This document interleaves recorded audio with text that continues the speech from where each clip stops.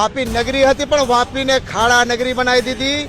દમણ અને સેલવાસને જોડતો railway overbridge 1 જાન્યુઆરી 2023ના રોજ પ્રજાની સમક્ષ જે તોડી પાડવામાં આવ્યો હતો અને પ્રજાને વાયદા અને વચનો જે આપવામાં આવી હતી 144 કરોડના મંજૂરે થયેલું તેની સમક્ષ મૂકશું, પણ આ પ્રજાને ધોખો આપ્યો છે। આજે રસ્તાની શું હાલત છે, એક પણ વાપીમાં કોઈ પણ સારો રસ્તો હોય તો મને બતાવી દો।